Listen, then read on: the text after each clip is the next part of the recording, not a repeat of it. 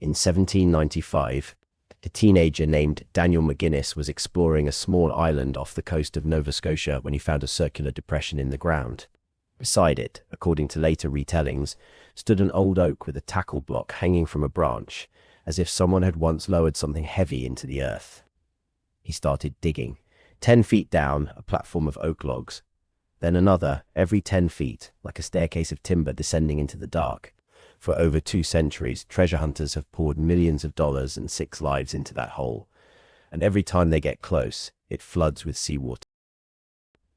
The deeper they dug, the stranger it got. Every 10 feet, another platform of oak logs sealed the shaft like a deliberate seal. Between the timber they found charcoal, clay putty, and layers of coconut fiber, a tropical material that does not grow anywhere near Nova Scotia. That fiber had to be shipped in, or carried in, from another world. At about 90 feet, diggers claimed a stone inscribed with strange symbols, later said to promise treasure 40 feet further down. Whether every detail of that stone is reliable, the pattern is not. Whoever built this went to enormous effort to hide something deep, and to make the climb down feel like opening a locked vault 1 floor at a time. The money pit has consumed everything thrown at it. 2 centuries of excavation. 6 deaths. Countless fortunes lost in pumps, shafts, and lawsuits.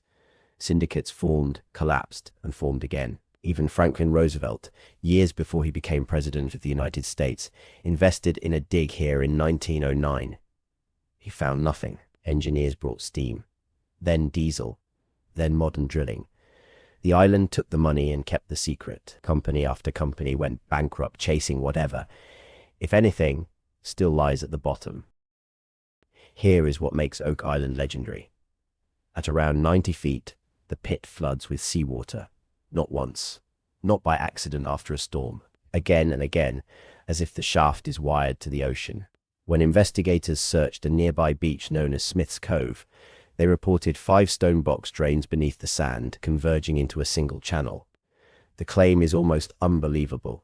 Someone turned the shoreline into a giant siphon, engineered to flood any shaft that reached the treasure level. Diggers have tried cofferdams, pumps, and parallel tunnels. The water still wins more often than the men do. Nobody agrees on what is buried there, and the theories only get wilder the longer the dig fails. Pirate gold from Captain Kidd, who supposedly boasted of treasure none but Satan and himself could find. French military pay chests.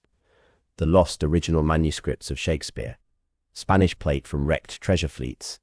And the wildest claim of all, the Holy Grail or the Ark of the Covenant, hidden by the Knights Templar after the order fell.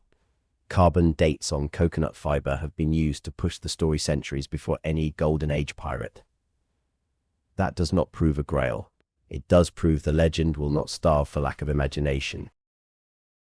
But there is a colder possibility, and it is the one treasure hunters hate most. In 1995, oceanographers and scientists ran one of the few rigorous studies of the site.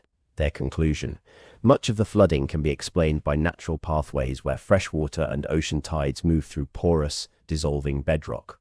Some geologists argue the whole money pit began as a natural sinkhole that later diggers turned into a myth machine. That theory is powerful. It is also incomplete. Natural geology does not easily account for every reported artifact. The coconut fiber, the claimed stone drains, the layered platforms that early diggers swore they cut through by hand.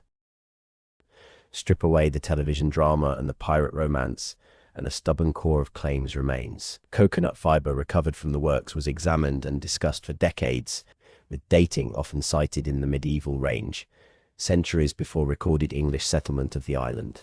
Investigators have long described stone box drains and artificial beach construction at Smith's Cove. Dye tests and flooding patterns have been used to argue the pit connects to the sea. Not every story told about Oak Island is solid, but enough hard details refuse to die that the site still sits between 2 poles, an elaborate man-made vault or the most expensive natural hole in North American folklore. Whoever, or whatever, created the money pit, the outcome is the same. For 230 years, diggers have arrived with maps, money, and certainty. The island has answered with water, mud, and funerals. 6 lives. Countless fortunes. The best technology of every era, from hand shovels to modern drills, all swallowed by a flooding hole on a tiny scrap of Nova Scotia.